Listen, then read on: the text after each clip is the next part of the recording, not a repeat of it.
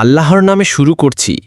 এক অন্ধ লোক নবী ঈসা আলাইহি ওয়াসাল্লামের নিকট এসে কাঁদতে কাঁদতে বলল, হে আল্লাহর নবী, আমি জন্ম থেকেই অন্ধ। আমি কখনো আমার মায়ের মুখ দেখিনি। আমি চাই একবার শুধু আলোর মুখ দেখতে। নবী ঈসা আলাইহি ওয়াসাল্লাম তাকে বললেন, তুমি কি আল্লাহর উপর পূর্ণ ভরসা করো? অন্ধ লোকটি বলল, আমি আমার সমস্ত ভালোবাসা ও আশা আল্লাহর কাছে রেখেছি।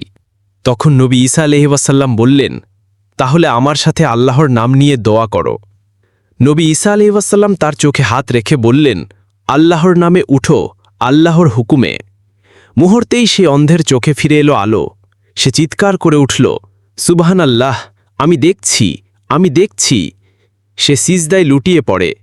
নবী ঈসা আলাইহি ওয়াসাল্লামের এই অলৌকিক ক্ষমতা ছিল আল্লাহর পক্ষ থেকে।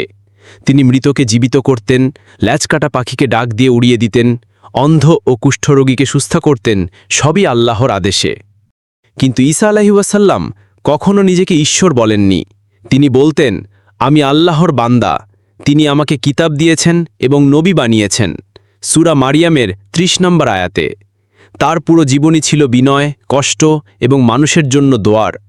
মানুষ যখন তাকে ভুলভাবে ঈশ্বর মনে করল, তিনি আখিরাতে আল্লাহর সামনে বলবেন, আমি তো বলিনি আমাকেও আমার মাকে আল্লাহ ছাড়া উপাস্য হিসেবে গ্রহণ করো। নবী ঈসা আলাইহি ওয়াসাল্লামের জীবন আমাদের শেখায়, সত্য কখনো চাপা থাকে না, আর একজন প্রকৃত নবীর কথা কখনো মানুষকে বিভ্রান্ত করে না। ভিডিওটি শেয়ার করুন, ছড়িয়ে দিন সত্যের এই বার্তা আলোর পথে।